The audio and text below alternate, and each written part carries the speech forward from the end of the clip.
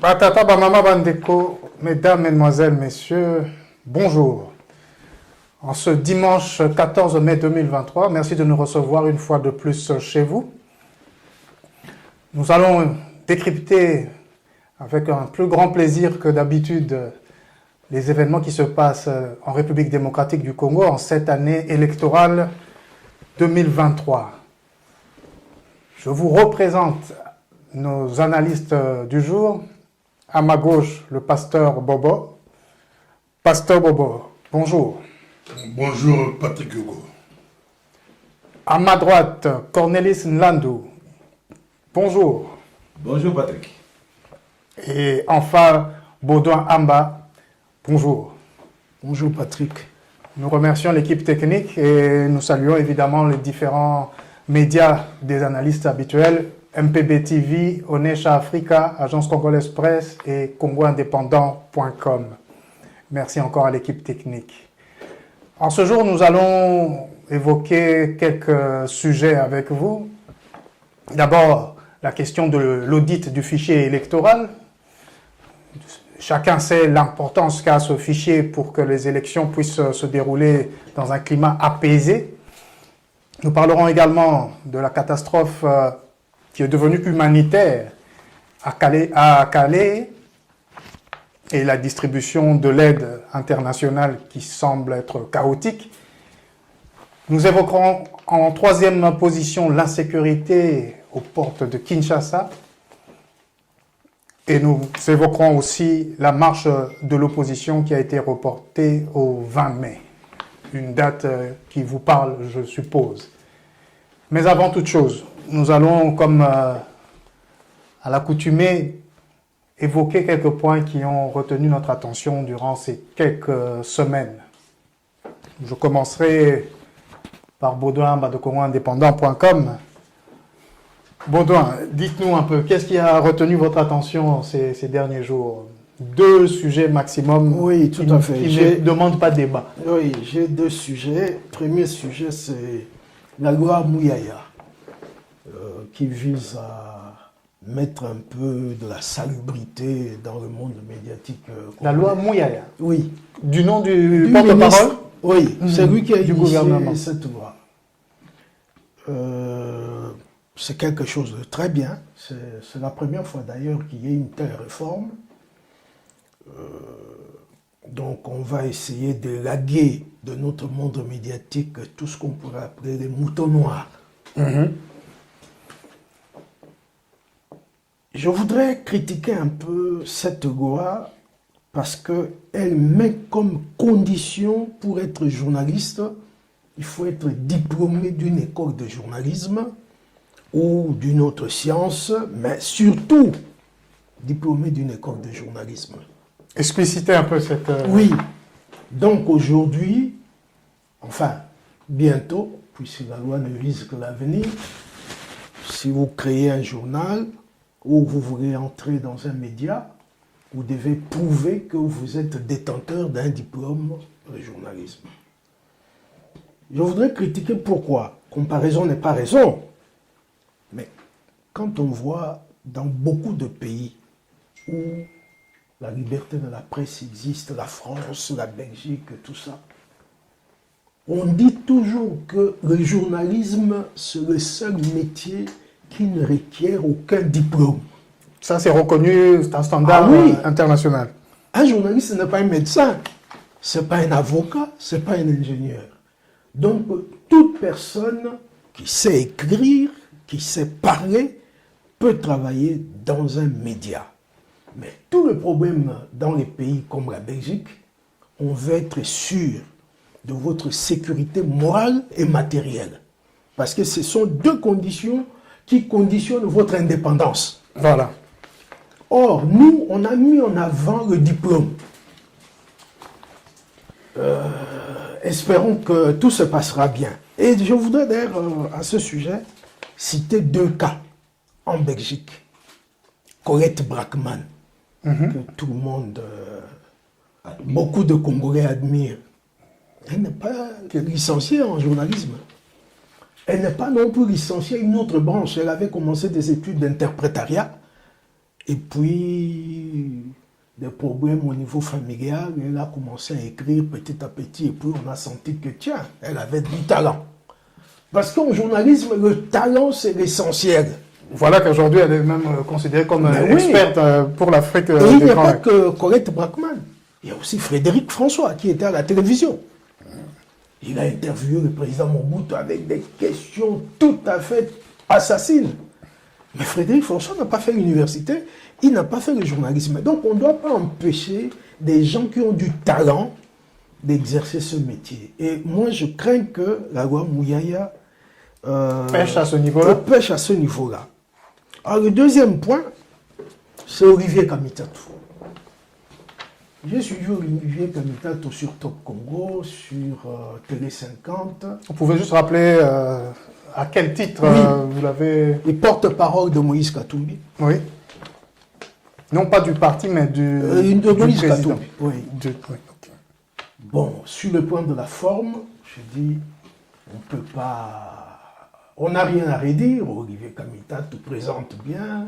Il pourrait être journaliste. Oui. Il écrivait dans Jeune Afrique sous un faux nom d'ailleurs. Et il écrit bien.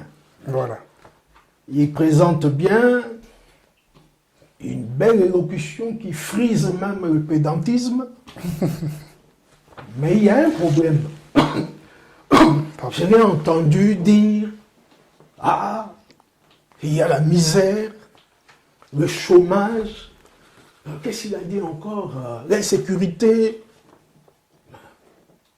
Je peux accepter qu'un Fayoulou parle comme ça, pour une raison simple, il n'a pas un passé d'ancien membre du gouvernement central. Je peux accepter qu'un Katumbi parle comme ça, parce qu'il n'a pas un passé au niveau de la politique nationale. Mais pas Olivier Kamitatou. Il a été président de l'Assemblée nationale pendant la transition. Il a été ministre du Plan. Et vous savez que les ministres du Plan ont toujours eu comme tâche essentielle, comment dire, l'accès à l'eau et les fournitures à l'électricité. Bref, tout ce qui touche un peu la population, c'est au niveau du plan.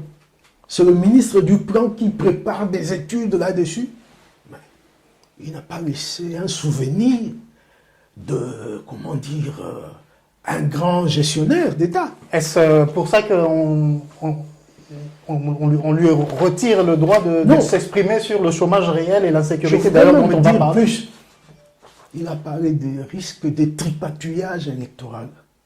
Mais Olivier Kamitatou, je crois que vous pouvez vous souvenir. Ce n'est pas pour m'acharner à lui. Il avait demandé que le mandat présidentiel passe de 5 à 7 ans à l'époque de Kabila. Je ne sais pas si vous ne vous souvenez pas de ça. Mais c'est un tripatouillage ou c'est juste une option? Il y avait eu le septennat en France, au Zaïre aussi de l'époque. Écoutez, quinquennat, septennat. Déjà, le quinquennat était mauvais. Et il voulait qu'il y ait 7 ans pour Kabila. Donc moi je dis, quand on a un tel passé, il faut un peu d'humilité. Il n'est pas bien placé pour émettre des critiques qui frisent la démagogie.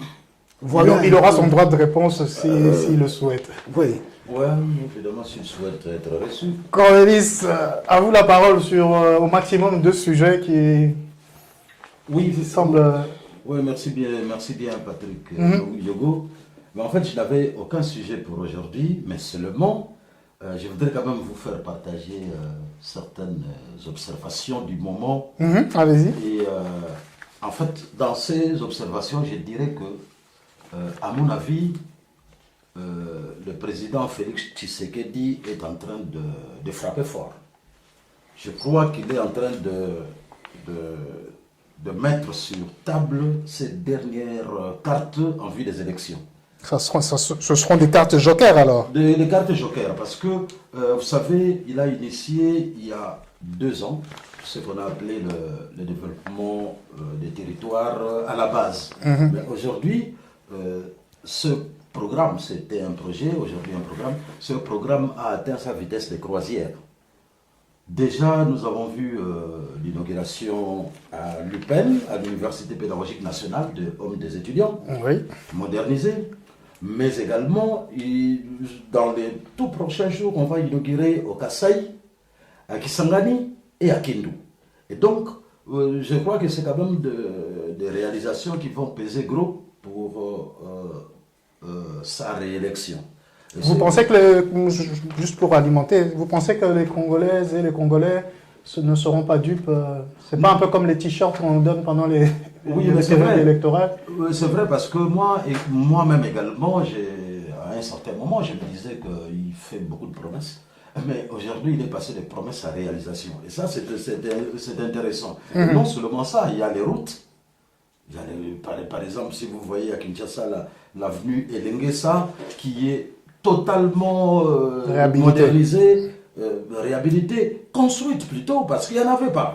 Il n'y en avait pas. Moi, j'ai habité, avant de venir à Bruxelles, définitivement, j'ai habité le début de Makala, où il y avait la route en terre. Mais aujourd'hui, c'est vraiment défiguré, avec une belle route, de l'électricité, ainsi de suite. Satisfait alors pour le président de la République. Oui, et non seulement ça, très bientôt, ça va commencer parce que les travaux préliminaires ont déjà débuté pour la construction du port en eau profonde à Banana.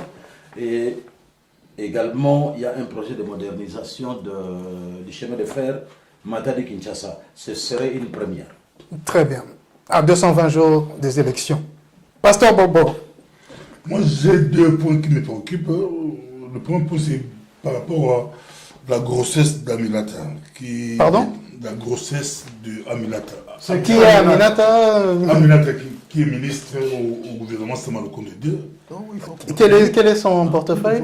Elle tombe enceinte et puis ça fait bouger la toile. Mais quel est son portefeuille? Elle a quel ministère ou secrétariat d'État? Donc, elle est ministre. Le vice-ministre de l'enseignement primaire et secondaire. Ah, merci. Non, voilà. Elle tombe enceinte. Est-ce que je peux brandir un carton jaune? Oui. Vous savez, j'ai amené ici la charte d'éthique mondiale des journalistes. Dites-nous. Et le point 8 dit ceci. Le ou la journaliste respectera la vie privée des personnes. Et elle respectera la dignité des personnes citées ou représentées et informera les personnes interrogées que leur propos est... Bon, tout ça. Mais respect de la vie privée. Mais je crois que le pasteur Oui, n'a encore rien dit, mais merci je pour le respecte- rappel. je respecte Merci la pour le vie. rappel. Carton Voilà. jaune. Oui, je respecte la vie privée, mais moi, Maintenant, ça me dit. Veillez à vos mots et propos. Non, c'est pas moi. Mais en Nous, fait, on commande. Oui, allez-y, mais Ça c'était fait- un ça fait rappel bouger- intéressant. Ça fait bouger la toile. Moi aussi, je dénonce qu'une femme mariée qui tombe enceinte, et ça fait le buzz. Voilà. La mère est toujours certaine, le mari Non, est présumé une femme mariée être le qui père tombe du futur enceinte, enfant. mais qui fait le buzz sur les réseaux sociaux, moi, ça Et qu'est-ce qui se passe sur les réseaux sociaux, tout en respectant la dignité de la on veut personne? savoir c'est qui les pères. Bah, le mari, évidemment. Oui, c'est qui le mari.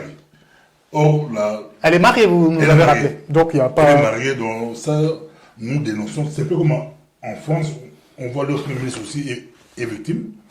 Est victime, elle porte aussi plainte. Donc, pour moi, comme dit Boudian Barotti carton jaune, la femme peut, notre ministre peut porter plainte. Contre X. Pas contre X, il y a des... Non, il y a un journaliste, Il y a des médias qui... John Lungira, qui a été le premier à le dire. C'est un journaliste connu à Kinshasa, donc c'est lui le premier qui avait lancé ça. Donc, le Conseil supérieur de l'audiovisuel et autres, normalement, toutes les institutions devraient se mettre en branle avec cette affaire. Mais oui, une femme mariée, ministre, qui tombe enceinte, c'est pas un problème. C'est pas... Bon, Et- mais en fait, je voulais quand même dire que nous sommes un média ici et il est quand même il est dangereux d'en parler parce que nous avons lu dans les réseaux sociaux, mais il est dangereux d'en parler parce que nous n'avons aucun élément tangible. Nous ne savons pas, si elle est en grossesse, réellement, nous ne savons pas. Nous savons qu'elle est mariée et donc elle peut tomber enceinte, il n'y a pas de problème. Mais évidemment, dans la déontologie, je ne sais pas si Kinshasa respecte aussi la même déontologie. Quand on est nommé, il y a un certain temps pendant lequel on respecte sa carrière et au lieu de passer dans des histoires, des interférences familiales dans la carrière, dans la grossesse. Mais nous, en tant que médias, je crois que nous ne devons pas en parler et laisser progresser l'information. Et Donc la dénonciation de Pasteur Bobo tombe à pic. Exact. Et la remarque de Baudouin également. Oui, mais je voulais vous avez un deuxième sujet, je voulais intervenir un peu sur... Non, deuxième Alors, on laisse deuxième Pasteur Bobo. argument, c'est par rapport... j'ai vu des images sur le Netco où on tue, il y a beaucoup de cadavres, beaucoup de morts. Vous pouvez juste nous remettre dans le contexte, dans quel pays, quelle province? C'est au Congo parce que les militaires pas là, les militaires pas là. Moi je crois que c'était au Kivu là-bas. Or, c'est pas au Kivu, c'est ici au port de Kinshasa.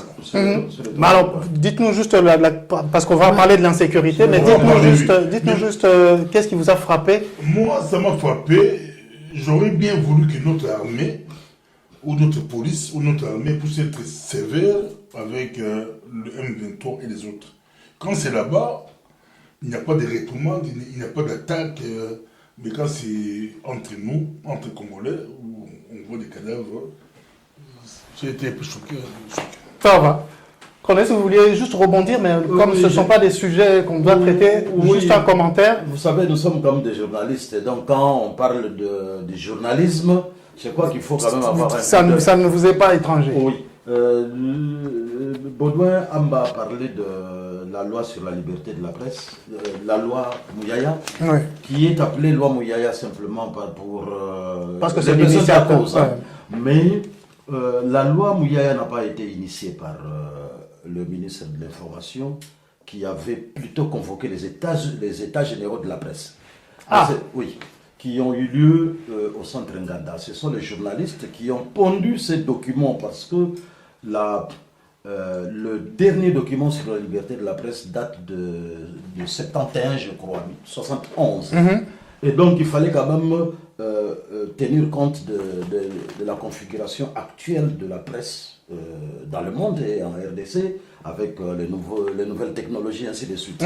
Donc en fait il fallait englober tout ça. Et c'est évidemment, après les états généraux, ils ont confectionné le texte de loi qui est allé au gouvernement, amené par le ministre de l'Information, évidemment. Donc c'est bien un projet de loi du gouvernement faisant suite aux états généraux de la presse. Oui, mais il faut quand même dire que ce sont les journalistes qui ont réfléchi sur ces dispositions de loi. Et donc, quand on dit, par exemple, que moi personnellement, je n'ai pas fait les études de journalisme. Mais vous êtes journaliste? Je suis journaliste. Et dès que je suis entré à l'agence congolaise de presse, 2 ans après, j'étais déjà le chef de la rubrique politique. Donc, il faut la capacité, l'expérience et peut-être la facilité dans la communication et devraient être tenus en compte. Vous rejoignez donc Baudouin sur la question du diplôme et tout ça? J'ai rejoint Baudouin avec incise parce que si ces journalistes qui étaient au centre Nganda ont estimé qu'il faut un diplôme de journalisme, je crois que c'est ce contenu de déviation qu'on remarque actuellement dans cette même presse. Merci beaucoup. Je peux aussi ajouter, j'ai suivi la conférence là du 3, les jours de la presse. Ce que je n'ai pas compris, ou ce que je ne comprends pas par rapport aux autorités congolaises qui dirigent les médias, on voit l'ambassadeur des États-Unis, l'ambassadeur de Suède, des autres là qui insistaient, qui vont donner des fonds, des moyens pour aider aujourd'hui avec les réseaux sociaux, aider. Mais on voit de notre côté, on néglige des nouvelles technologies, les réseaux sociaux. Les Américains disent qu'ils vont mettre des moyens pour soutenir, parce que la presse aujourd'hui, c'est plus que la presse traditionnelle. Il y a autre chose, il faut travailler avec. Mais eux, ils viennent avec pour des restrictions. Il faut vraiment serrer, être dur, parce qu'ils pensent qu'il y a eu débordement par rapport aux informations. S'ils coincent, ils mettent, il faut être diplômé. Demain, ça sera, aujourd'hui c'est licencié, mais demain ça va être père et de mère. Ou doctorat. Ouais. C'est-à-dire, vous, les journalistes que vous êtes ici, nonobstant la loi qui a été déjà votée, déjà votée, Ouais. vous considérez que c'est plus une restriction des libertés qui est renfermée dans Laissez cette les loi gens- plutôt laissez les gens s'exprimer. qu'une promotion Et- de la liberté du journalisme et de la presse. Non, mais je crois, comme dit Bobo. On insiste un peu dessus parce que c'est quand Oui. même très important puisque les Oui. médias, c'est Oui, le quatrième pouvoir après tout. Oui, Bobo dit qu'il y a eu restrictions, mais c'est simplement sur les médias des réseaux sociaux, je crois, dont il parle. Je crois qu'il y a un problème quand même dans la vision de ces médias. Il faut dire que la plupart des gens qui ont été aux États généraux de la presse, ce sont des vieux journalistes. Hein. Des vieux D'accord. journalistes qui n'appréhendent peut-être pas Les nouvelles technologies de les l'information et de la les nouvelles communication. technologies telles que la jeunesse les appréhende aujourd'hui. Ça, c'est de un. Mais de deux, il faut dire qu'on ne peut pas laisser tout le monde faire du journalisme. Parce que déjà, une loi, toute loi est une restriction. Oui, toute loi est une restriction. Ah oui, Et donc, quand on réglemente le secteur de la presse, il faut restreindre la liberté. Comme toute loi qui existe. Voilà. Nous allons alors entrer dans... Avec les autoroutes de l'information, ce qui arrive aujourd'hui, on l'a appris à l'école il y a 15 ans, 20 ans. 15 ans. Ça devrait arriver, ça va bousculer. Même si en Europe, les grands médias sont bouleversés. Il y a de plus en plus la numérisation du gouvernement, des ministères. Donc ça, c'est même des services de génératrices, Tout ce qui des est services générateurs de recettes. de recettes, donc Ils sont les de régies plus en- financières. Les régies financières sont de plus en plus numérisées. Et donc ça, c'est quand même... on n'est pas resté en phase de l'évolution quand même. Un dernier point, Baudouin, comme ça on Juste entre un dans petit élément. Parce les que, 5 vous points de ce savez, jour. Nous avons une grande responsabilité, nous les journalistes. D'ailleurs, liberté de la presse est inconcevable sans le sens de responsabilité. Et d'ailleurs, quand vous lisez le point 9 de la Charte internationale d'éthique, le ou la journaliste veillera à ce que la diffusion d'une information ou d'une opinion ne contribue pas à nourrir la haine ou les préjugés et fera son possible pour éviter de faciliter la propagation de discriminations fondées sur l'origine géographique, raciale, sociale et ethnique. Beaucoup de nos journalistes ne connaissent pas la déontologie. Mais je pense que le président du Conseil supérieur de l'audiovisuel s'est attelé à distribuer à tous les mais tout médias ça, c'est embryonnaire. la charte Oui, et la c'est constitution embryonnaire. et autres Il y a documents. beaucoup de gens qui ont vu ça, qui n'ont pas lu. Hein. Beaucoup Tout à ont fait. lu. Merci beaucoup.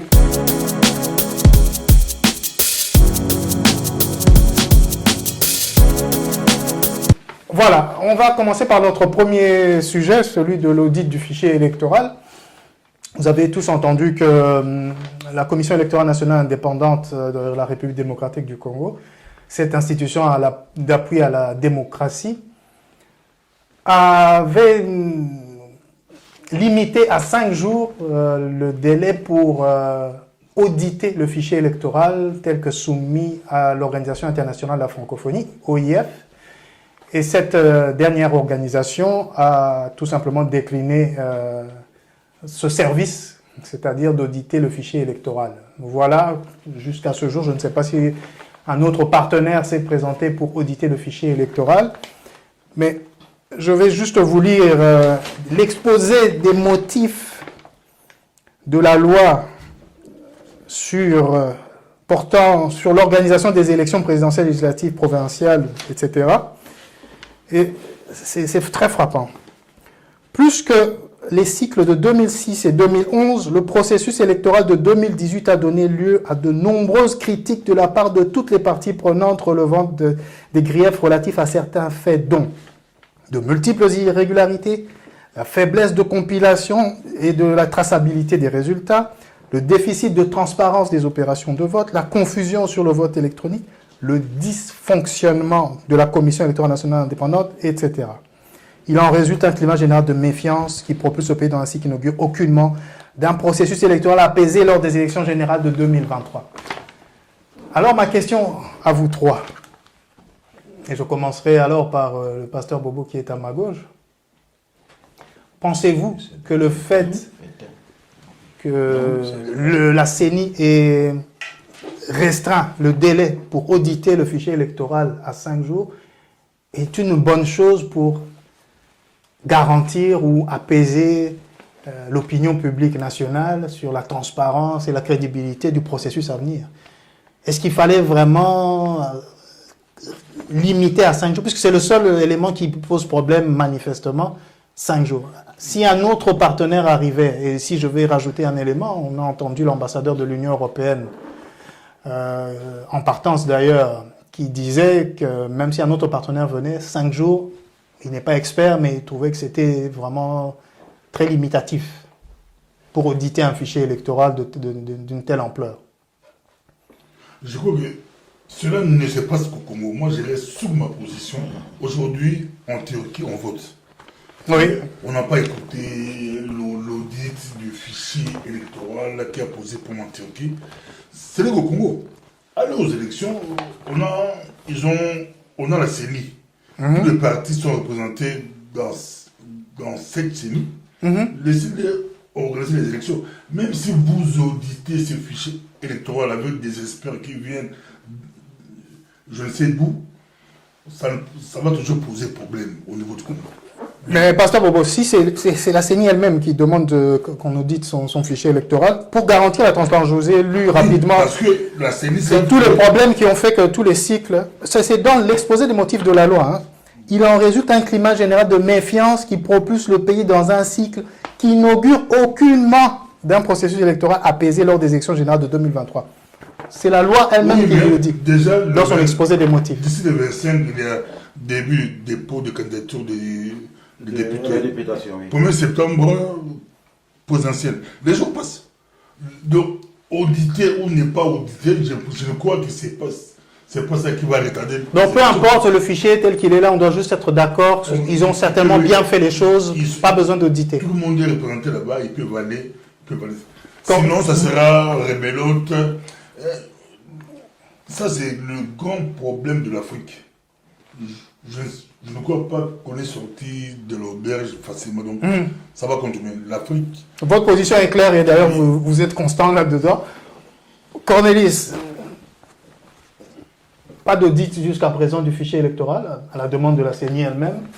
Est-ce que, comme le dit le pasteur Bobo, qui est audit ou pas, soyons confiants, toutes les composantes sont dans le bureau de la Commission électorale nationale indépendante, opposition, pouvoir, société civile. D'ailleurs, le président de la commission est toujours de la société civile, etc., etc.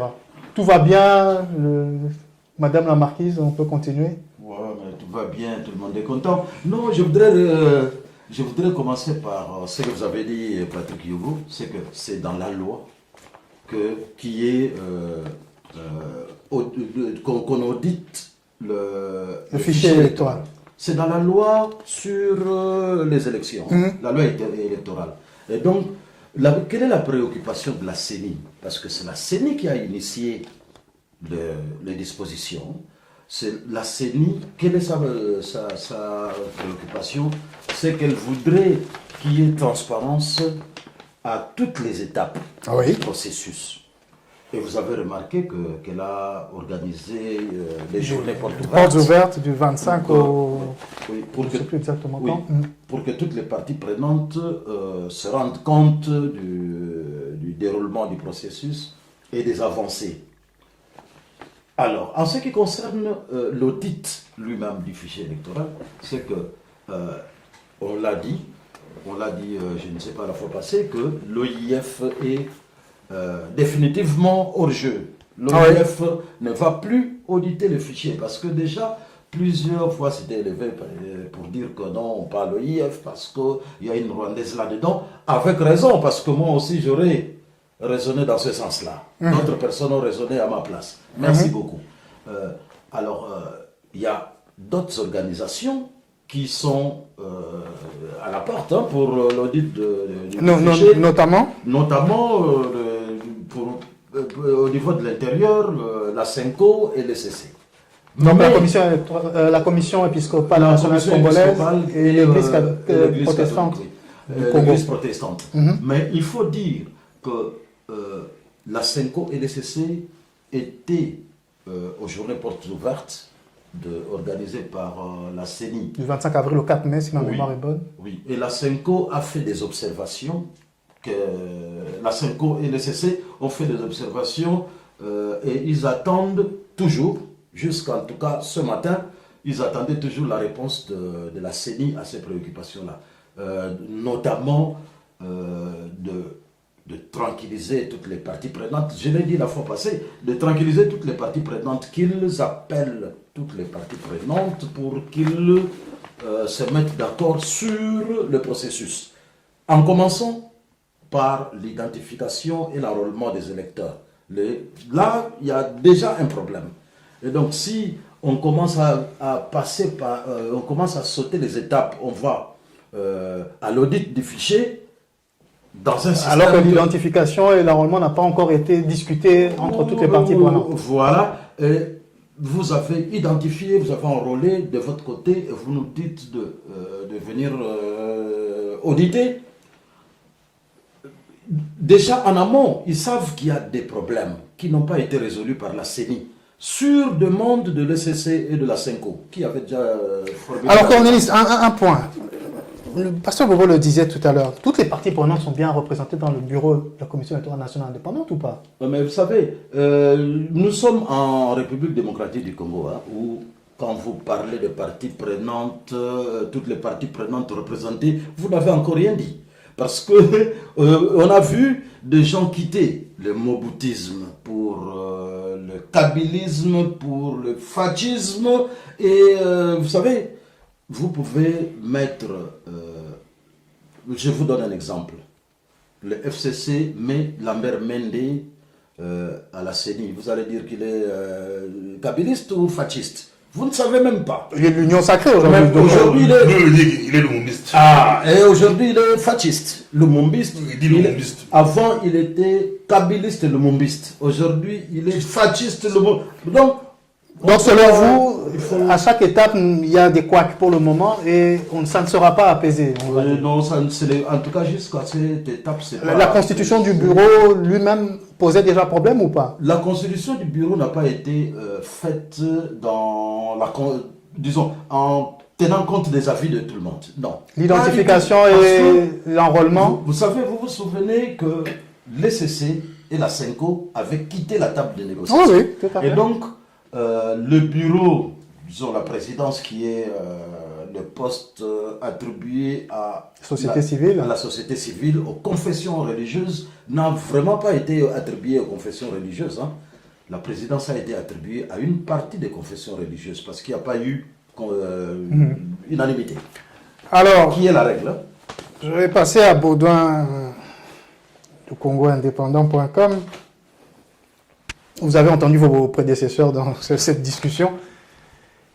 La transparence, la crédibilité de la CENI dans ces différentes phases d'exécution et ici au niveau de l'audit du fichier électoral.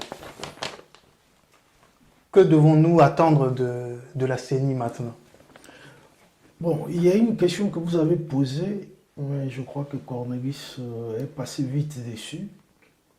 Rappelez-nous la question. Savoir si toutes les composantes sont dans le bureau. Sont représentés dans le Oui. bureau de la CENI. Vous savez, normalement, je ne sais pas quel est le texte qui régit cette matière, peut-être le règlement d'ordre intérieur de l'Assemblée nationale, ce sont les groupes parlementaires qui doivent désigner leurs représentants dans le bureau.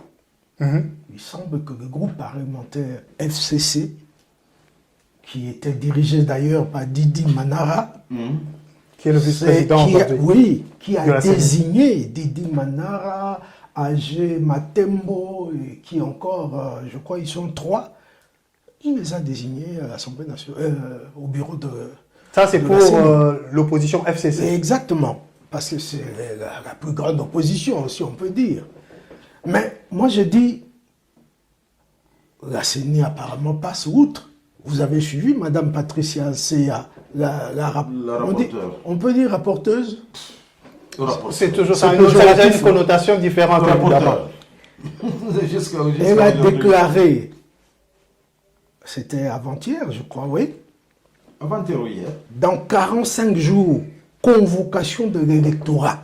Mais Dans 45 jours, pour la députation nationale. D'ici là, il y a du 16 mai au 20 mai l'audit externe du fichier électoral. Apparemment, parce que la CENI avait lancé un appel d'offres. Oui. Oui. Et je ne sais pas qui est l'organisme qui a pu, ou le cabinet d'avocats qui a pu gagner ce marché, mais il y aura audit externe du 16 mai au 20 mai. Ça, c'est toujours selon Patricia Ansea, qui est la voix autorisée pour parler. Alors, deuxième chose, c'est que du 21 mai, à partir du 21 mai, il y aura publication des statistiques des électeurs par circonscription électorale. Donc, 21 mai. Ça, c'est sur le planning tel qu'il Oui, a oui, été défini. tout à fait. C'est vraiment il respecte le calendrier. officiel Oui. au niveau de la CENI. Peu importe le contenu de toutes ces phases, mais Il eux, faut ils tout respectent les reculer. dates. Et d'ailleurs, la dame a dit le train des élections est en marche. Plus rien ne va l'arrêter. Quid de la transparence, de la crédibilité? Oui, mais je vais continuer un peu son Oui, programme. oui. Du 16 mai au 22 mai, il y aura préparation du projet de loi portant répartition des sièges. Alors, et dépôt évidemment à l'Assemblée nationale, parce que c'est un projet du gouvernement. Oui. Ouais. Alors, le 23 mai, du 23 mai au 1er juin, le dit texte sera adopté à l'Assemblée nationale. Donc la loi sur répartition des sièges. Et du 1er juin au 15 juin, promulgation de la loi portant répartition des sièges. Donc, Alors, eux, c'est la date qui importe. oui, Il y aura élection le 20 décembre, même si tout ne s'est pas passé convenablement, même si la transparence, la crédibilité... non, n'est pas- je crois qu'ils essayent de respecter, parce que quand on analyse, on voit que l'élection présidentielle sera convoquée 90 jours avant l'expiration du mandat du président en exercice. Donc le 25 juin, convocation de l'électorat pour la députation nationale. Donc les députés doivent préparer leur dossier. Et donc la crainte, et je reprends encore l'exposé des motifs de la loi ici, afin d'éviter les crises politiques récurrentes dont l'une des causes fondamentales est la contestation de la légitimité des institutions et de leurs animateurs. Ma question porte sur ça. Est-ce que ce fichier électoral, d'après ce que vous nous dites, sera audité de manière externe de toutes Oui. les façons, que ce soit l'OIF, Tout à fait. peu importe, ça non, sera que audité. l'OIF n'est plus concerné. Oui, ça, on est tous En fait, d'accord. il y aura Mais, une Ils ont organisation. été audités, mais ça a toujours posé problème. mais il y aura un audit, et Il y ça... aura un audit externe. Ok. Oui, mais en fait, je voulais dire que pour la CENI, Et on va comme a dit- clôturer là-dessus sur comme a cette dit question. Baudouin, le train est en marche. D'ailleurs, tous les intervenants de la CENI ont toujours déclaré que les élections vont avoir lieu à la date fixée, Tout à fait. le 20 décembre. Et donc, le train est en marche, ils ne veulent rien entendre des autres. Et c'est là que ça va poser problème. Ça nous rappelle un autre président de la CENI qui disait que les autres pouvaient même sortir des assises, peu importe, ils vont continuer. Exact. Donc, en fait, pour Kadima est sûr de lui. On va aller aux élections à la date précise, et puis, mais ça va poser problème parce que la loi déjà, vous l'avez lu, la loi précise que les élections antérieures ont créé des remous et ainsi de Ah oui. suite. C'est l'exposé de motifs. Hein. Oui, l'exposé des motifs. C'est-à-dire ce qui a motivé la loi. Oui, tout à fait. Voilà. Oui. Et Et donc, donc, aussi longtemps que Kadima va s'entêter à ne pas tenir compte des observations des autres, mais la suite va être pareille, ça va poser problème. voilà. Il faut en fait, j'allais terminer par là, amorcer la bombe en Désamorcer. aval, désamorcer la bombe en aval. C'est plus facile. Ok, nous allons suivre ça de très près parce que ça devient très compliqué. Nous sommes à 220 jours des élections, donc dans 7 mois et 6 jours, Pardon. il faudra absolument que tout se passe convenablement pour que nous n'ayons pas des crises à répétition. Je voudrais ajouter un élément. Depuis 2006, il y a beaucoup de manœuvres dilatoires. Hier, c'est Kabila qui était entêté avec des CENI à sa botte. CI d'abord, CENI après. Et maintenant, il y avait toujours cette volonté au niveau de l'opposition de mettre en place un gouvernement d'union nationale pour une transition. Que Tshisekedi seul n'était pas légitime pour organiser des élections. Mais je crois que Denis Kadima est conforté par une sorte de reconnaissance au plan diplomatique. Beaucoup d'ambassadeurs ont défilé à la CENI et ils ont vu l'organisation et ils trouvent que non, ça fonctionne selon les standards internationaux. Espérons que les premiers concernés, donc la population congolaise, va trouver que c'est la même chose.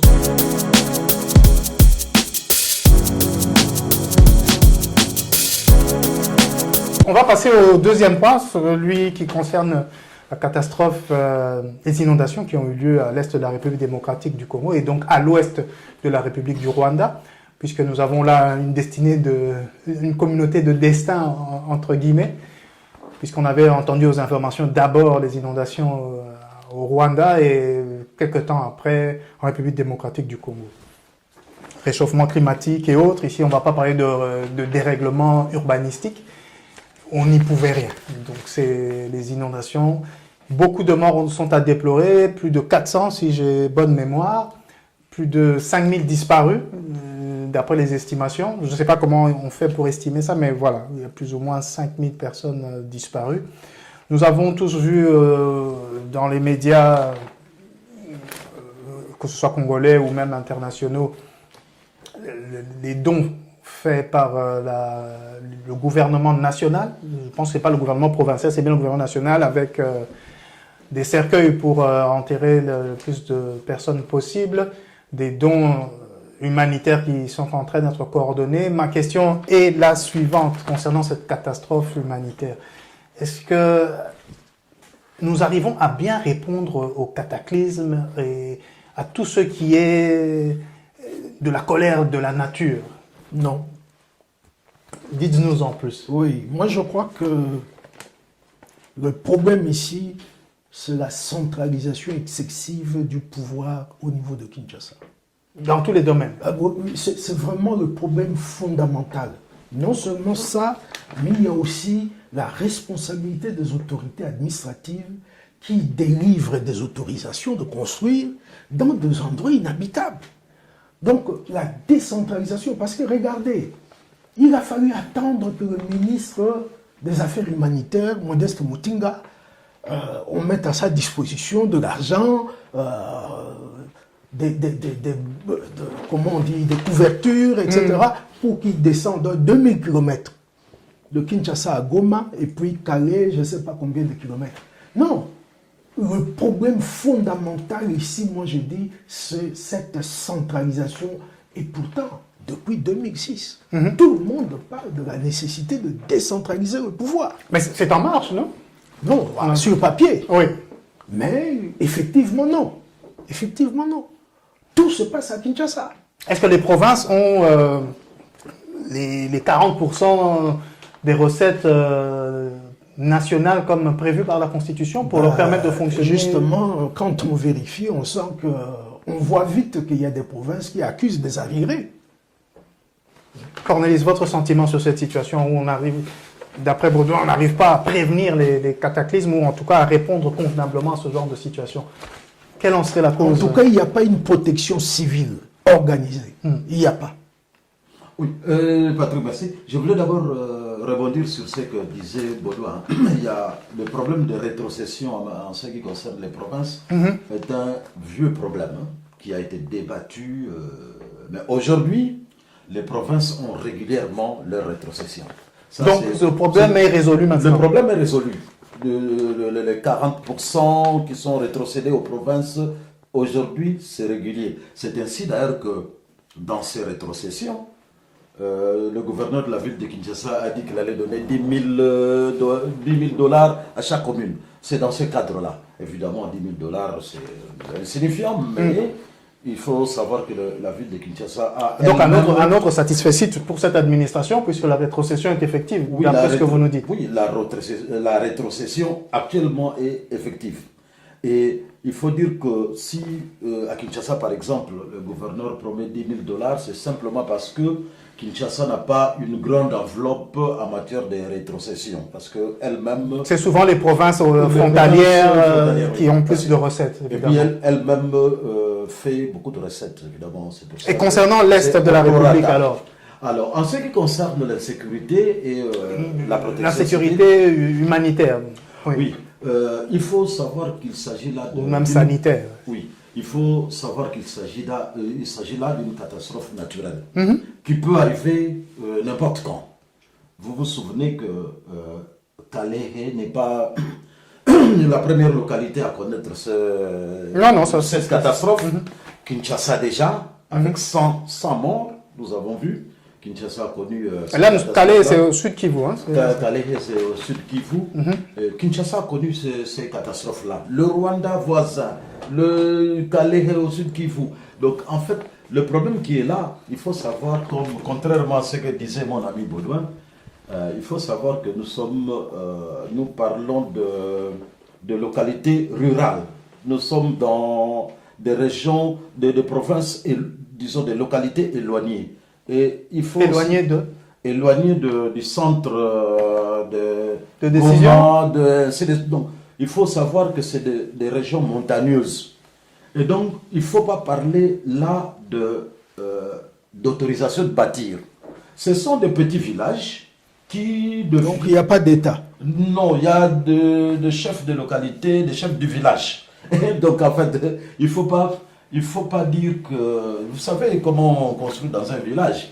Dans un village, le chef de village vous dit, vous allez là-bas. Surtout quand vous atteignez 18 ans, on vous dit de construire votre cabane. Mais ce laxisme nous coûte cher. Oui, exact. Mais ça ne peut que coûter.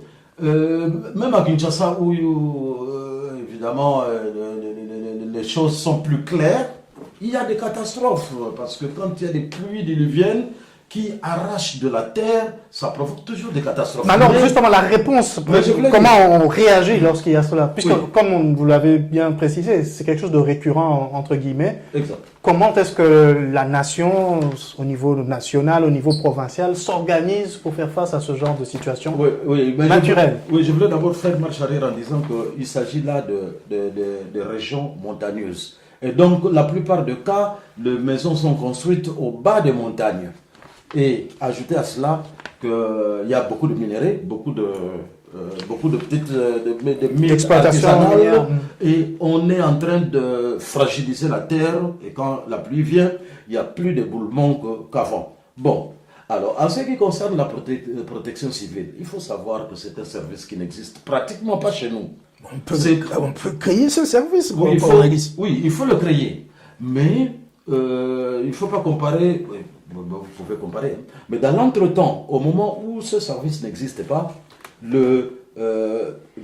l'action est menée par la Croix-Rouge chez nous. En l'absence de la protection civile. Donc en l'absence de l'État? Oui, non pas de l'État. en l'absence du service de protection civile, pas l'État. L'État est là. L'action de porter secours à la population est réservé à la Croix-Rouge. Réservé à la Croix-Rouge, oui. La Croix-Rouge du Congo qui fait le travail.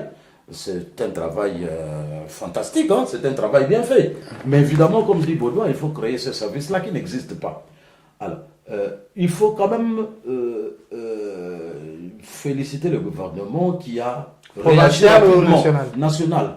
Qui a réagi rapidement. Il faut dire que provincial, il faut qu'il y ait des avions. Chez nous, tout est à refaire. Des avions pour Ah, mais si vous parlez du gouvernement provincial, il faut qu'ils arrivent à l'endroit où... Bah, vous avez dit que c'était montagneux, il n'y a pas d'avions qui vont atterrir là. Mais, il faut d'abord que les gens prennent un avion, arrivent à l'endroit le plus proche et puis voilà. Mais il faut quand même dire que il faut quand même un satisfait au gouvernement central qui a réagi rapidement pour venir au secours des rescapés. Ils sont quand même nombreux, hein. Il y a eu beaucoup de disparus, ainsi de suite. Alors, Pasteur Bobo, sur ce point, Oui, dites-nous. Moi, c'est beaucoup plus. J'ai beaucoup de préoccupations par rapport à ça. D'abord, comme a dit la rétrocession, je vois qu'on laisse dire que maintenant c'est bon, ça va.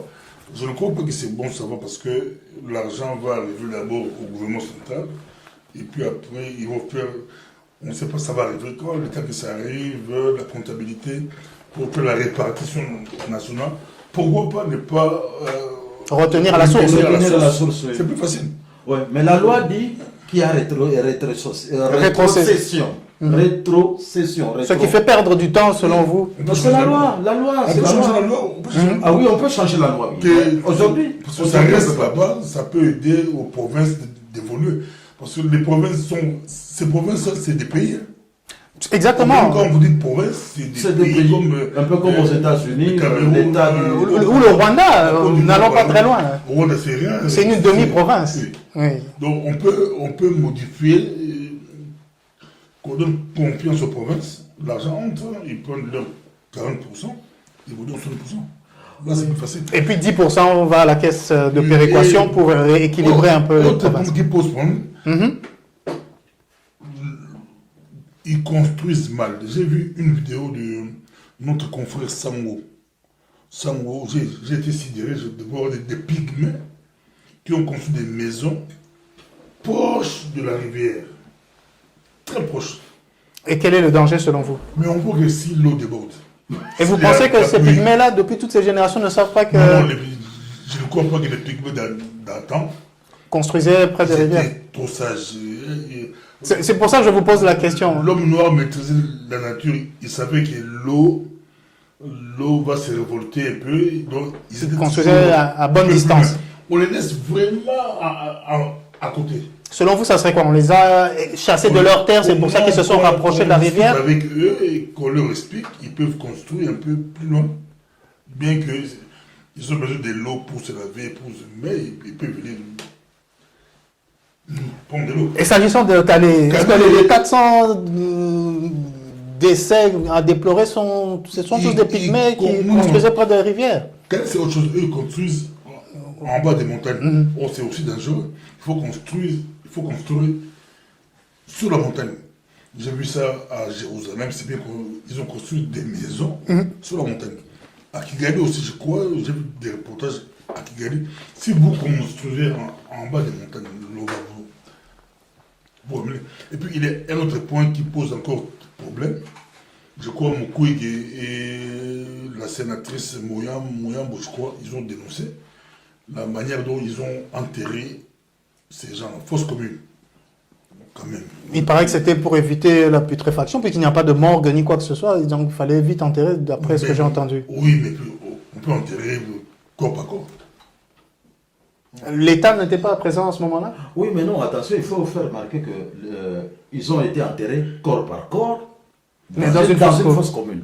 Donc en fait, on ne les a pas jetés dans une fosse. Ils ont été corps par corps, mais il n'est pas nécessaire de creuser à chacun un petit trou parce qu'ils ne sont pas identifiés. Hein. Ces personnes-là ne sont pas identifiées. Elles ne sont pas identifiables non plus? Sûrement identifiables.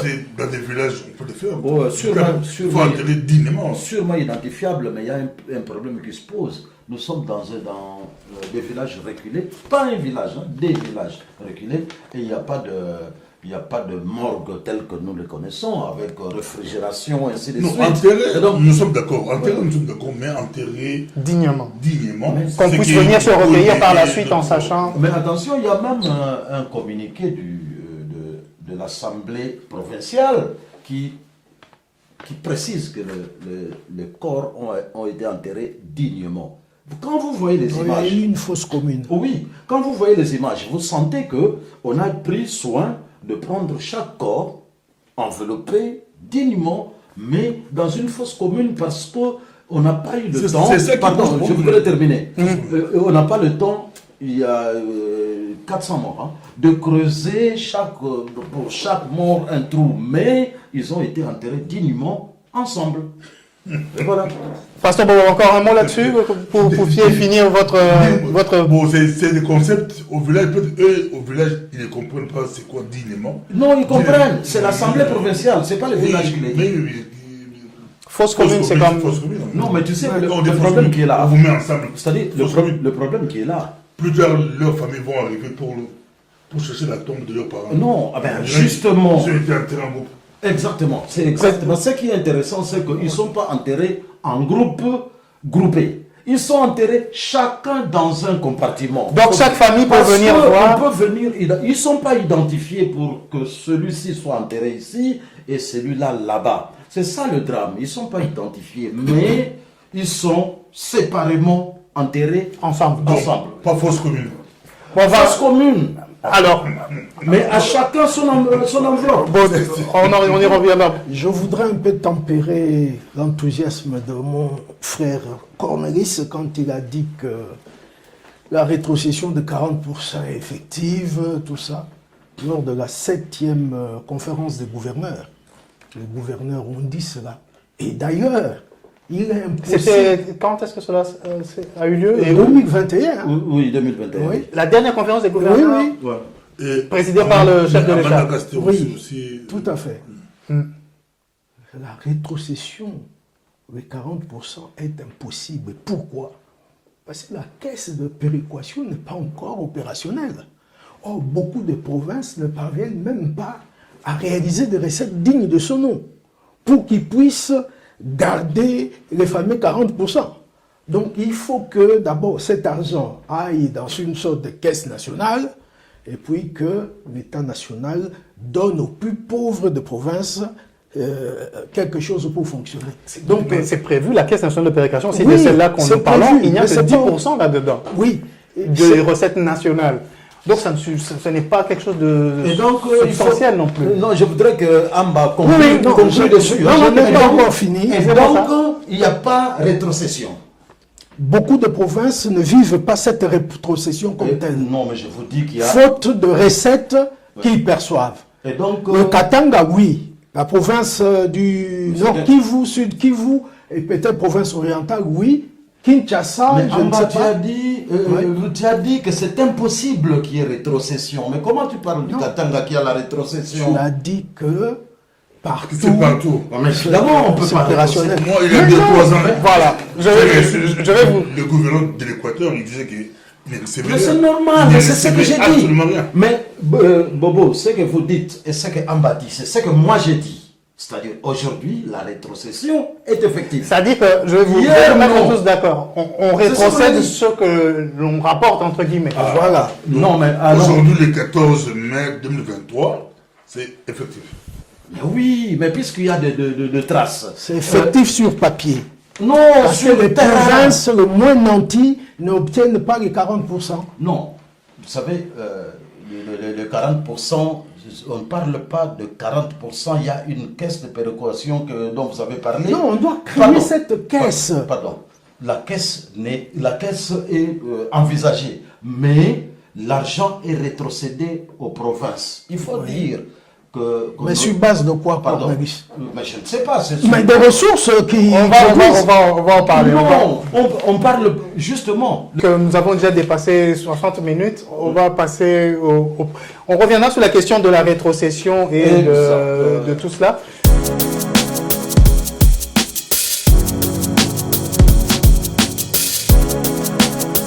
Insécurité aux portes de Kinshasa, troisième point. On va aller plutôt vite, mais ce n'est pas pour autant que c'est quelque chose qui est moins important.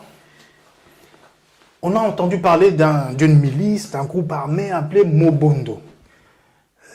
Pasteur Bobo, vous qui avez eu la parole mais légèrement entrecoupée, et vous en aviez parlé dans votre point d'actualité au tout début, vous avez vu des morts. Il y a eu des morts traînés par des militaires parlant lingala, etc., aux portes de Kinshasa. De quoi s'agit-il exactement? En tout cas, moi, j'ai félicité encore Horizon 2023 parce qu'on a touché beaucoup de points. C'est comme si on était des prophètes. On a vu grand, on a vu loin, et aujourd'hui, ça commence à se concrétiser, mais malheureusement, dans le mauvais sens. Le prophète de malheur, entre guillemets. Mais on avait pris ces choses par rapport à... Je m'en souviens très très bien. Oui. Vous aviez interpellé le ministre de l'Intérieur qui n'est pas Et celui-ci moi, en lui disant que c'est comme si on était déjà à Et quand Kinshasa. vous suivez aujourd'hui, j'ai suivi Mende et les autres, et tous confirment qu'il y a une sécurité à Kinshasa, même le gouverneur. Le gouverneur de la ville de Kinshasa lui-même Oui. dit qu'il y a insécurité. Quand il a dit aux autres qu'il faut attendre, donnez-moi 4 jours pour essayer de vérifier parce qu'il a des machettes, il a des... Par rapport au... Donc, il y a une sécurité vraiment grave à Kinshasa. Or, on pouvait prévenir. Alors, puisqu'on nous dit souvent que nous critiquons beaucoup, ce qui est très bien, mais qu'on devrait proposer aussi des solutions. On peut le faire, même si ce n'est pas notre travail, mais comment faire pour prévenir cela? Puisqu'il y a des gens qui sont payés pour prévenir, J'ai proposé... ce qu'on appelle les dirigeants. J'ai reçu... Il y avait un grand débat à l'actualité compliquée. Il y avait un gars de France qui s'appelle Bivens, j'ai pu le saluer. Il a fait une proposition que j'ai beaucoup aimé, pas proposition, mais il nous a rappelé que à l'époque de Mobutu, à l'époque comment Mobutu gérait cela. Mobutu avait la DSP, Division spéciale présidentielle. oui, qui contrôlait Kinshasa, et qui contrôlait aussi, je crois, les Kwamoto. Et puis, il y avait aussi CETA qui était en face de l'aéroport. CETA qui contrôlait aussi l'aéroport. Le centre d'entraînement des troupes aéroportées. Oui, eux c'était l'aéroport. Mhm. Mais il y avait Camp d'entraînement des... Il y avait Kibomango, la DSP contrôlait jusqu'au port de Bandundu. Donc la division spéciale présidentielle protégeait non seulement la famille présidentielle et ses biens, Oui, mais ça aussi protégeait juste les Donc, frontières. pour moi, je proposerais qu'on peut mettre des camps militaires. Qu'on mette des camps militaires Aux alentours des grandes villes, vers Komoutou, à l'entrée de la capitale. des camps militaires. Il y a Kibomango, là, c'était beaucoup plus centre de formation. Aujourd'hui, je ne sais pas si c'est quoi Kibomango. Qu'on mette des camps, des vrais camps militaires qui protègent cette partie-là. Vous parlez de camps militaires, mais ici, est-ce que nous avons affaire à quoi? Des étrangers ou des nationaux? Sont-ils des militaires, des mutins? Sont-ils des voyous, des bandits? Apparemment, de quoi s'agit-il exactement? Ils viennent de Brazzaville. Or, à l'époque de Mobutu, j'ai aussi interviewé, j'ai posé la question à Major Pika. Je ne sais pas si mes collègues se souviendront, ils ont beaucoup d'expérience par rapport à moi. À l'époque de Mobutu, Mwabi avait mis... Mwabi, donc le président du Congo-Brazzaville. Mwabi avait mis quelque chose à Brazzaville, il y avait une lumière qui éclairait Kinshasa. Et ça énervait Mobutu. Il y avait un commando qui est parti de Kinshasa pour aller arracher Nuitamment. Cette lumière qui donnait sur le camp Tchati, je pense. Ça fait ce que c'est à l'époque. J'aimerais bien rappeler à... Il aurait pu passer un coup de fil aussi, on aurait pu l'éteindre, mais non, bon. mais c'était le conflit. Il avait compris. Mais Ah, je rappellerai à Félix Tshisekedi, il faut qu'il puisse s'imposer. Qu'il s'impose. Vis-à-vis de qui précisément ici? Brazzaville nous provoque. Est-ce que ça a été documenté? Brazzaville a cédé des terrains au Rwandais. Or, le Rwanda, c'est notre ennemi numéro 1 aujourd'hui. Oui, mais Congo-Brazza, c'est un pays souverain. Oui, mais il faut aussi le faire peur. Parce que c'est les deux capitales les plus rapprochées du monde. Ah, mais vous allez faire peur aux Congolais de Brazza. Mais si. Qui sont plus forts. Mais vous dites... Attends, on va laisser passer. À l'époque de Mobutu, c'était... Mobutu avait peur de Mwabi, Mwabi avait peur de Mobutu parce qu'il savait qu'il... C'était la Russie, entre guillemets. La Russie, derrière Mobutu, c'était des Américains. Si Tshisekedi ne fait pas peur à Sassou va jouer avec nous. C'est une autre question, mais l'insécurité... Comment un groupe de militaires, des gens qui traversent de Brazzaville pour venir attaquer au Congo. Donc on peut droit des poursuites. Mobutu l'a fait à Moba avec les rebelles de Laurent Désiré Kabila. On les a pourchassés jusqu'à en Tanzanie. Donc selon vous, pour moi, il faut demander à Sassou Nguesso de sécuriser sa partie.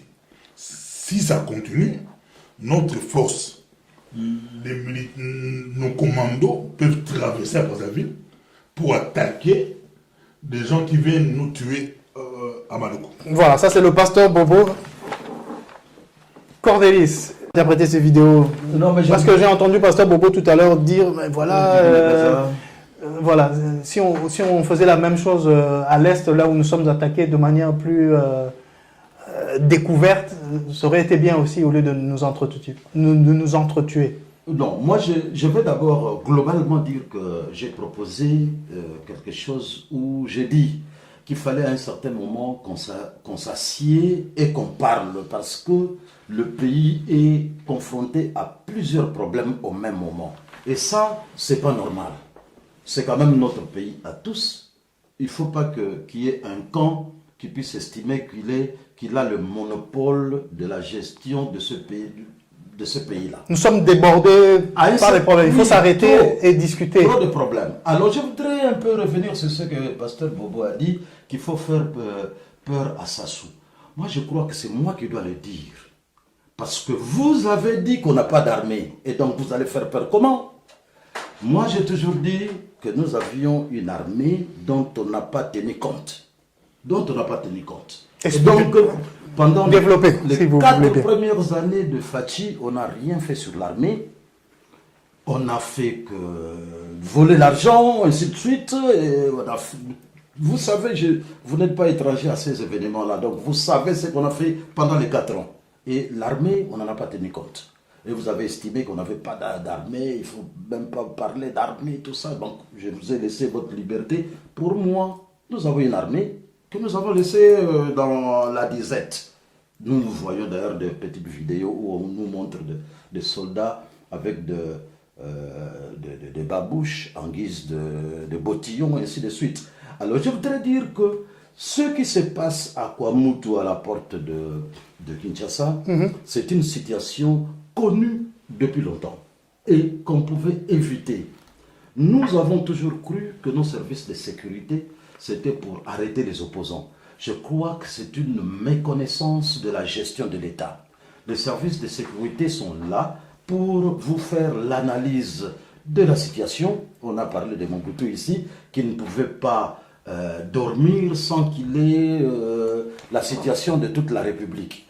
Moi, je crois que c'est ça le rôle premier des services secrets, c'est de faire des analyses, sécuriser le pays au niveau de rapports et dire que non, là-bas, il y a quelque chose. Nous avons vu des vaches traverser, il y a longtemps.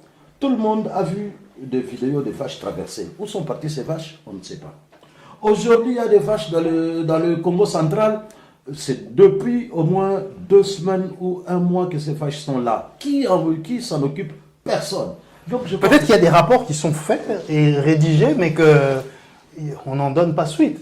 On n'y donne pas suite, c'est possible aussi. C'est pour cela que j'ai dit, en gros, il faut que nous nous asseyons, que nous puissions parler de ce pays-là, parce qu'il y a trop de problèmes à la fois. Mais je terminerai en disant que le phénomène Mobondo, c'est sûrement une nébuleuse, parce que nous n'avons aucun élément pour dire qu'ils viennent de Brazzaville. Ils peuvent venir de Brazzaville, mais il faut savoir que ça a commencé par un conflit Teke-Yaka. Le conflit qui a évolué. Et donc, on ne sait pas s'il y a des éléments qui viennent aussi de Brazzaville, possible. Mais il faut qu'on nous le dise. Baudouin, sur cette question, Menkao, Mongata, tout ça, maintenant on parle que c'est la prolongation du conflit ou le Yaka Teke, d'autres parlaient d'achat de terre par Joseph. Enfin, de quoi s'agit-il d'après vos sources? Mais moi, je crois que nous avons tort de considérer notre pays comme un pays normal, un État normal, où il y a un gouvernement, des services qui fonctionnent, de sécurité, les forces armées, l'Assemblée nationale, tout ça. Mais nous avons été dirigés pendant 18 ans par Joseph Kabila, un homme qui a porté un autre patronyme avant d'adopter celui de Kabila. On ne sait rien sur ce monsieur. La police est infiltrée par des étrangers. L'armée est infiltrée par des étrangers. Quelqu'un a même parlé de 500 officiers supérieurs d'origine rwandaise. Mais qui où, sont était, pas mais où compatibles. était l'Assemblée nationale, le Sénat, tous les contre-pouvoirs qui Non, mais existent? tous ces gens, ils étaient C'était des nommés. Congolais aussi, non? Ils étaient nommés par Kabila. Quand Donc- on dit des députés nommés, Donc les Congolais ont accepté eux-mêmes de prendre des mais gens on qui n'a ont... pas demandé leur avis.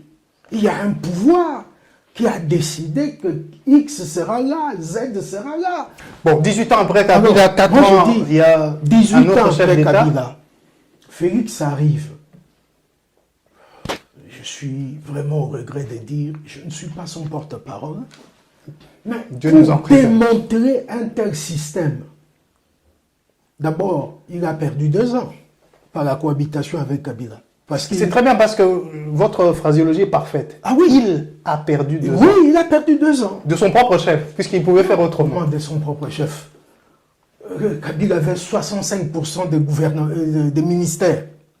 65%. Défense, c'était un kabiliste. Justice, un kabiliste. Mine, on peut continuer. Mais qui a accepté la coalition? Enfin, on va pas faire le débat là-dessus, mais il a perdu 2 ans. C'est un problème de rapport de force. Voilà, on souligne, il a perdu 2 Je crois ans. que Félix n'avait pas encore les moyens pour pouvoir tenir tête au système Kabila. Moi, je le félicite aujourd'hui. Il a fait low profile, comme disent les Britanniques. Et puis, à un moment donné, les autres ont cru qu'ils avaient en face un idiot. Maintenant, ils se rendent compte que l'homme s'est réveillé. Mais c'est pas facile, parce que dans l'armée, nous avons toujours des officiers supérieurs rwandais. Dans la police, il y en a même des sous-officiers. Bon, peut-être qu'on peut aider le gouvernement. Alors, si vous avez la liste des 500 officiers supérieurs rwandais, etc., pourquoi ne pas communiquer directement au service de renseignement pour qu'on fasse le travail? Vous savez, Si c'est aussi clair et précis que cela. un journaliste ne peut pas être un auxiliaire d'un gouvernement. Le gouvernement a des services de renseignement. Le gouvernement doit mener des enquêtes à travers ces services de renseignement pour démanteler. Mais vous avez suivi l'affaire qui s'est passée au Sud Kivu et à Goma. Rappelez-nous. Des fonctionnaires de la DGM, Direction générale de la oui, migration. et de la douane habitent à Gisenyi. Des fonctionnaires Donc au Rwanda. congolais. Le matin, il se lève, il vient travailler au Congo, Kinshasa, et le soir, sa famille et ses enfants habitent à Gisenyi. Pour quelle raison, si on peut voir cette question? Bon. Problème de logement, Je d'infrastructure, dirais que- de... Non, je Si dirais que vous fouillez bien, c'est des Banyamulongi. ce sont des reliques du système Kabila. Ce ne sont pas des Banyamulengarations. Hein, c'est en Si fait. vous fouillez bien, si vous pouvez... Non, On va- non, on va- non, on va- il y a- non, il y a non. même des Bakongo qui vont donner cours à Guissède et qui. Voilà. On va laisser Bordeaux finir et passer au point suivant, mais En fait, c'est un problème de loyer. C'est moins cher de l'autre côté. Et puis il y a de.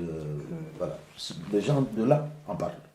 alors Baudouin, dernier mot sur cette question d'insécurité au port de Kinshasa. Le pasteur Bobo a dit que nous l'avions annoncé ici, prévu, il fallait quand même, on pouvait prévenir cette situation. Oui. Cornelis l'a confirmé, que ce n'est pas des choses nouvelles qui apparaissent. D'ailleurs, le conflit Yakateke existait depuis un certain temps maintenant, on en avait parlé ici également. Je Alors, vais faire, que devons-nous oui, faire? Ou que doivent-ils faire? je vais faire une diversion par une petite anecdote. Colin Powell. Nous en sommes très friands d'ailleurs. Colin Powell, à l'époque, chef des armées américaines, Mhm. est allé en visite en Iran, à l'époque du Shah. Mhm. Le Shah avait une sorte de garde impériale appelée les Immortels. Ils étaient très bien habillés, chaussures bien cirées, tout ça.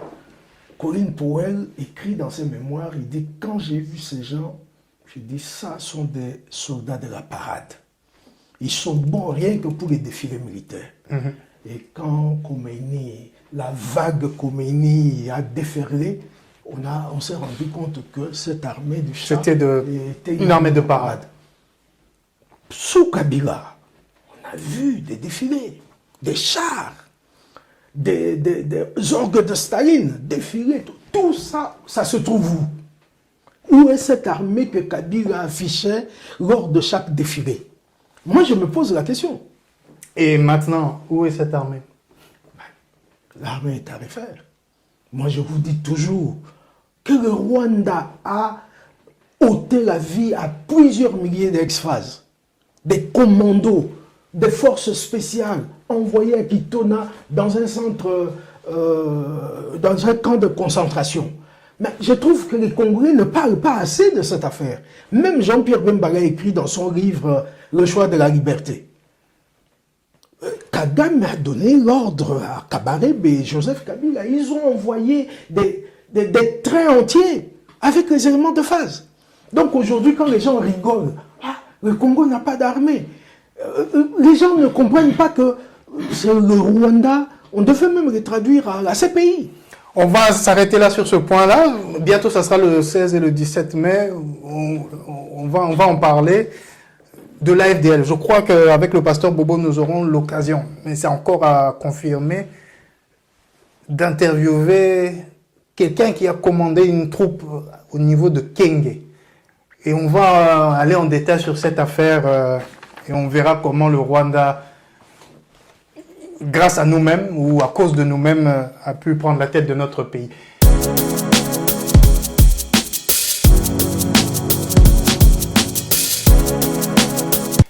Un point rapide sur la marche de l'opposition qui était prévue pour hier samedi 13 mai et qui finalement a été reportée au 20 mai, d'après les dernières informations que nous avons. Un mot chacun sur cette question. Oui, rapidement, je commence par... j'ai suivi Eliezer Tamboué, député national, hein, qui revendique dérwandiser. Le terme dérwandiser, c'est comme si c'est lui, la paternité, c'est lui, j'ai rigolé. Il a revendiqué la paternité du terme dérwandiser. C'est maintenant lui, non, c'est nous, c'est pas lui. Non, mais enfin... ça vient d'ici, ça vient de l'horizon 2023. Dérwandiser, les services de sécurité, l'armée et les autres groupes. Il est député, il est Hakim, il est passé dans une émission à en parler, il croit que c'est lui. C'est pas lui. Je reviens sur la marche de l'opposition. En tout cas, pour moi, j'ai titré ça sur la partie compliquée. Voici comment Tshisekedi ne va pas reculer face à la pression de Katumbi, Kagame et Katumbi, Fayulu et les autres. À lapsus. Tshisekedi ne va pas reculer. J'ai pas compris comment l'opposition annonce le 13. Un jour, ils vont faire leur manifestation. Et après simple confrontation avec le gouverneur, ils reculent. J'aurais bien voulu qu'ils puissent maintenir leur date. C'était le début de la confrontation. Maintenir la date, le gouvernement allait être obligé de mettre beaucoup de policiers dehors et ça pouvait être le but de l'opposition. Ils ont reculé, on dit que dans le cadre que les raisons que le gouverneur a poussées. Quelles sont ces raisons? L'insécurité, il fallait les machettes, il fallait d'abord... il y a eu beaucoup de distributions de machettes. Je ne pense pas qu'après 4 jours, mais bien qu'eux, ils ont proposé 6 jours. Je ne crois pas, moi je ne crois même pas qu'après 6 jours, ces mêmes raisons-là vont changer. Ils ont raté l'occasion. Ils ont raté l'occasion. C'est comme si l'UDPS est trop fort dans l'opposition. Ils sont au pouvoir et dans l'opposition. Les autres, bon, ils étaient au pouvoir, Matata Pogno a dirigé. Denis Sassou, je crois, il était ministre. Ils sont beaucoup plus forts dans le pouvoir que dans l'opposition. Bon, Fayulu n'a pas encore vraiment dirigé, mais dans l'opposition... Ils n'ont pas encore la tactique du sphinx de limiter comme on l'appelait. C'était l'occasion, pour moi c'était leur occasion de faire une confrontation avec le pouvoir. Ils allaient marquer des points. Parce que cette marche-là, c'est pré-campagne déguisée. Hein. Parce que quand tu vois leurs revendications, c'est juste insécurité, les prix à augmenter, la souffrance, tout. C'est leur slogan de campagne qui se prépare. Pour gagner Tshisekedi aux élections, ils veulent vulgariser cela. Mais ils ont peur de la confrontation. Cornelis, vous pensez que c'est le moment de faire un bras de fer avec le gouvernement, l'opposition au gouvernement, avec cette marche de l'opposition, marche qui est supposée être pacifique, etc., pour dénoncer juste la difficulté que connaissent chacune et chacun des Congolais pour le moment. Vous savez, quand Joseph Kabila était au pouvoir, si le FCC programme une marche, on met des gendarmes pour canaliser les amis du FCC qui vont marcher parce que c'est des amis de militaires. On les canalise. Et d'ailleurs, quand l'UDPS était dans l'opposition, vous avez remarqué qu'il y avait une marche qui était prévue. Non, un meeting populaire qui était prévu devant le stade des Martyrs. Qu'est-ce que le pouvoir de Kabila a fait? Ils ont pris tous les camps militaires, ils ont fabriqué un terrain de football. Il y a eu un match de football de 8h30 à 18h. Un long match. Hein. Oui, un long match. On a changé peut-être 90 joueurs, ainsi de suite. Et donc, vous savez, l'armée est avec le pouvoir. Maintenant, revenons un peu à la marche de l'opposition qui est reportée au 20. Moi, je crois que c'est même sage. Et il ne faut pas parler de l'UDPS dans cette marche, hein, parce que l'UDPS n'est pas là. Oh, c'est la marche de l'opposition. C'est l'opposition et le gouvernorat de la ville. Le gouvernorat étant... Non, j'ai compris, l'UDPS n'est pas au pouvoir. Oui. L'UDPS est décidé Oui, mais dans l'opposition. Oui, exact. Mais ils n'ont pas peur de l'UDPS, hein, parce qu'on ne peut pas parler de la peur de l'UDPS ici.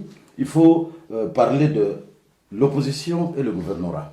Et donc, si le gouvernorat qui accueille sur son territoire estime qu'il y a des problèmes de sécurité, moi je crois que c'est sage de la part de l'opposition d'avoir pas reculé, d'avoir écouté le point de vue de l'autre. Et si dans 4 jours ça revient encore, et d'ailleurs, comme a dit d'ailleurs Baudouin, le gouvernorat leur a dit de faire leur marche le 18, je crois, et eux mettent le 20 pour dire que nous ne sommes pas avec le gouvernorat, nous faisons ce que nous voulons. Et ça, il faut acclamer ça. Mais, dans l'entretemps, il n'y a pas encore eu une marche. L'opposition a fait état de sa capacité de mobilisation. Si vous avez suivi, l'opposition est allée au camp Luka où c'était la Lali générale. Vous savez, Mbosso était parti au camp Luka. On l'a accueilli. Président de l'Assemblée nationale. L'Assemblée nationale. On l'a accueilli comme un héros national avec tous les drapeaux du monde, avec toutes les casseroles. Aujourd'hui, c'est Katumbi qui est allé au camp Luka. Donc en fait, nous avons. Tshisekedi aussi et pas tout. Oui, accueilli. Donc nous avons le même électorat. Attention. C'est le même public qui reçoit tout le monde. Et donc, ce que nous avons dit avant qu'il faut remplir le stade comme Fali Poupa, je crois que c'est totalement enfantin. Merci beaucoup. Baudouin, sur cette question de la marche de l'opposition, le contenu peut-être, leurs revendications, le fait que ce soit reporté, je crois qu'on a évoqué un peu, mais vous avez toujours mais il y a un petit détail, le loisir de dire ce que vous en pensez. Avant la promulgation de la Constitution actuelle en février 2006, le gouverneur de la ville devait autoriser les marches. Or, la Constitution actuelle a prévu ce qu'on appelle prendre acte. Donc, une information, on informe, et puis vous vous entendez sur les dispositions à prendre. Moi, je crois que Ngobila a commis l'erreur d'interdire cette marche. Pourquoi? Parce que, justement, on aurait pu mettre en place des policiers, d'autant plus qu'une semaine avant, l'Union sacrée est sortie. 80 000 ou 100 000 personnes au stade. Il n'y a pas eu de trouble. Alors, comment vous pouvez expliquer une semaine après que des raisons de sécurité nous interdisent à autoriser votre marche? Ça, c'est un. Et il y a un élément que j'avais relevé ici. Oui, voilà. L'opposition a un peu perdu la face. Pourquoi? Parce que certains radicaux, c'est le cas d'un certain Devos Kitoko, qui est avec Fayoulou, je crois. Ouais. Non, c'est ESID. Il dit qu'ils peuvent qu'ils le secrétaire général de l'ESID. Oui, la marche aura lieu le 13 mai. Mais il n'était pas en contact avec les leaders. Lui, il parlait à la presse comme ça, il dit ça sera le 13 mai. Et puis les leaders Je crois que Katumbi, qui a été à la MONUSCO, on lui a dit, écoutez, évitez qu'il y ait une répression, parce qu'on l'a vu avec Madame Bintou Keïta, faire des photos, tout ça. Et ils sont revenus, ils ont dit, écoutez, nous ne voulons pas, ça c'est Sanga, nous ne voulons pas tomber dans le piège tendu par... Le gouverneur de la ville. Oui, qu'il y ait marche et puis répression. Mais l'autre élément, c'est que Ngoubiga nous a empêchés de prendre la mesure du poids politique de ces 4 leaders. Parce qu'on allait voir la mobilisation. Bien que, comme Cornelis l'a dit, et aussi le pasteur Bobo, remplir un stade ou quoi, C'est le même électorat. ça n'a plus beaucoup de sens.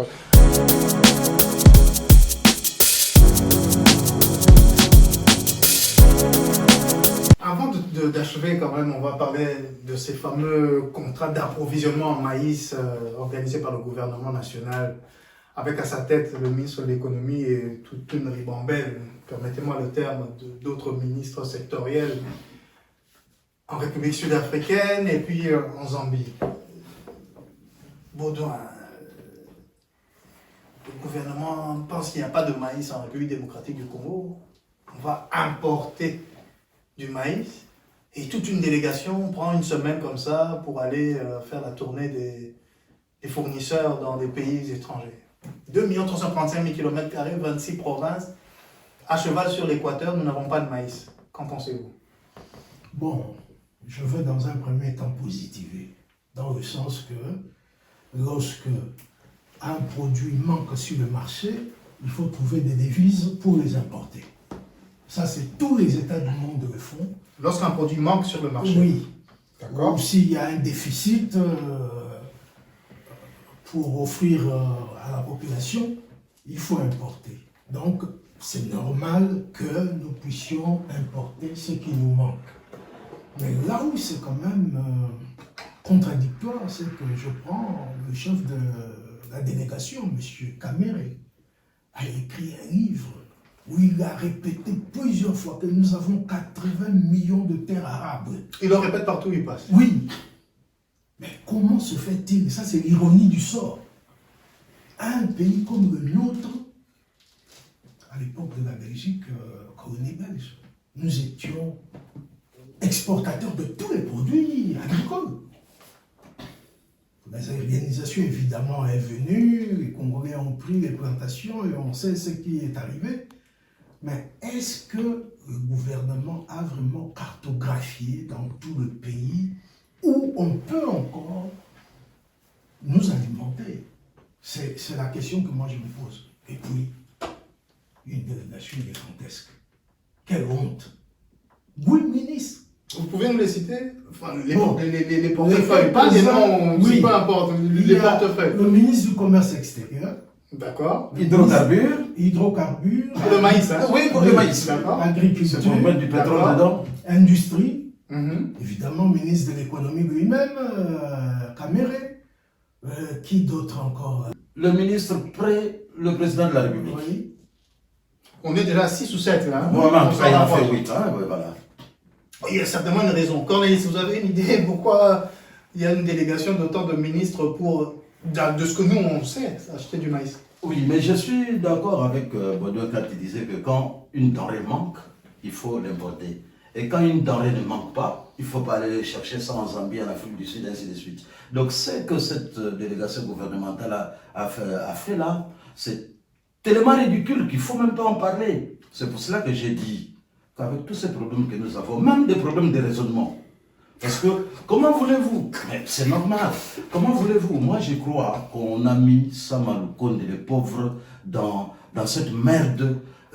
Comment voulez-vous que Samaloukonde puisse, tel qu'on le connaît, un gars brillant, un gars sérieux, signer cet ordre de mission pour que les gens aillent chercher du maïs en Zambie et en Afrique du Sud? Alors que nous savons, c'est pour ça que je disais, il faut que nous nous asseyons quelque part pour que nous en parlions. Il y a trop de problèmes. Nous savons, nous qui connaissons la République démocratique du Congo, nous savons qu'il n'y a pas pénurie de maïs en République démocratique du Congo. Il y a simplement un problème d'évacuation de la production au centre de consommation. Par exemple, nous avons vu une minoterie de maïs au Kivu. Une minoterie, tenue par un Congolais, et c'est une propriété d'un Congolais. Une minoterie. Mais ni Kamere ne le sait, ni Samalou Kondé, ni... Et ça, c'est scandaleux. Et je voulais dire, c'est pour ça que je disais qu'il faut que nous nous asseyions pour parler de notre pays. Parce que quand vous dites par exemple que il faut dérwandiser le pays, mais le président de la République dit que nous sommes infiltrés. Il le dit depuis 2019. Première phrase. Quelle est la deuxième phrase? La 19, il n'a pas dit ça. La Il n'aurait pas osé. Kabila était là. Oui, non, je crois 2020 ou 2020. En tout cas, il l'a dit depuis longtemps. La deuxième phrase n'est jamais venue. C'est-à-dire qu'il a aussi déboulonné. Oui, il a déboulonné. Ouais. Maintenant, dérwandiser. C'est-à-dire que vous estimez que votre armée, que votre police est truffée d'ennemis. Qu'est-ce que vous faites? Ça, c'est la deuxième phrase qu'on attendait. Pas plus tard qu'hier ou avant-hier, notre ministre de la Défense dit devant les journalistes, les Rwandais ont fait trois rotations pour alimenter les M23. Point. Deuxième phrase ne vient jamais. Donc en fait, nous avons l'habitude de nous lamenter, de nous plaindre, mais nous n'avons jamais trouvé la solution. Alors, réunissez les gens qui peuvent trouver des solutions. Si le message est passé, nous devons nous asseoir et parler. Pasteur Bobo, la revanche du sol sur le sous-sol. J'avais entendu ce slogan à un moment. Revanche du sol sur le sous-sol, oui. Ça a été, l'expression a été prononcée par Félix Tshisekedi. Aussi. En fait, l'expression vient de Félix Tshisekedi lors du sommet de Dakar sur l'agriculture. Pasteur Bobo, la revanche du sol sur le sous-sol, c'est en Zambie, en Afrique du Sud que ça se passe? Oui, mais ils aiment beaucoup des slogans, mais ils oublient que diriger, c'est prévoir. Il faut des bons projets. Un grand pays comme le Congo, on ne peut pas manquer de maïs. Ça, on ne peut pas manquer de maïs. Et la mer, ils ont déjà trouvé la mer noire.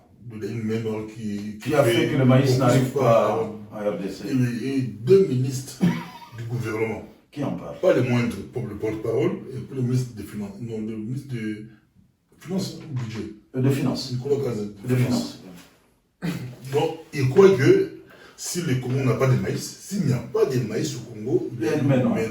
Donc, je me rappelle, à l'époque des Mobutu, le Congo n'a pas, si ma mémoire est bonne, je ne sais pas, on n'a jamais manqué de maïs, c'était beaucoup de foufou qui posaient problème. Ça ne manquait pas. À l'époque des Mobutu, il y avait trop de maïs, même nous, les Quinois, je me rappelle, à une époque, vers les années 76-78, on a mangé du maïs. Exact, parce qu'il y avait pénurie de foufou. Donc foufou, farine de manioc. Manioc. Mais aujourd'hui, c'est le contraire, c'est le maïs qui manque, et puis il y a une mélange. Mais si c'est Katumbi, arrêtez. Si c'est Katumbi, je dis bien, je pèse mes mots, si c'est lui, si vous savez que c'est lui, vous avez des preuves qu'un individu, une personne peut bloquer tout un pays. Il faut arrêter. Arrêtez. Je crois que le message est clair et passé. Il est temps qu'on s'asseye et qu'on discute sur le pays et ce qu'on veut en faire. On ne va pas évoquer les photos du ministre de la Défense avec des armes, etc. Moi, je voudrais dire quelque chose. Vous voulez quand même? Sur le plan communicationnel. Allons-y, puisque jusque-là, oui, les Warriors n'ont toujours pas gagné de guerre, mais oui. ils s'affichent sur des photos avec des armes. Vous savez, en temps normal, ce genre de voyage doit être sous le sceau du secret. Là, on parle donc du ministre de la Défense qui est parti marchander ou acheter des armes. Moi, j'ai été surpris par, comment dire, la transparence. On le voit devant un char ou deux chars, on le voit en train de tester un fusil mitrailleur, et puis finalement, il a signé une lettre d'intention. Je crois que c'est un terme juridique qui dit simplement qu'on est prêt pour poursuivre la négociation. Donc, ça veut dire qu'ils ont pris l'option d'achat pour acheter. Mais ce qui étonne, c'est la publicité. Les Rwandais aussi passent par là. Non, c'est nous qui achetons. Si les Rwandais savent que vous achetez là-bas, ils vont aller là-bas quand Ils doivent acheter quoi pour avoir des comptes? Le secret dont parlait C'est c'est un peu ça. On va clôturer là-dessus. Nous sommes à 220 jours des élections en République démocratique du Congo. La CENI tient le cap et va organiser le 20 décembre comme prévu, malgré les couacs que nous avons pu déceler ici et là. Catastrophe humanitaire à Calais, insécurité au port de Kinshasa, l'opposition qui se prépare pour faire une marche bientôt. Il est temps qu'on parle. Merci à vous de nous avoir accueillis chez vous. Je remercie l'équipe technique et je vous souhaite la paix chez vous. À bientôt.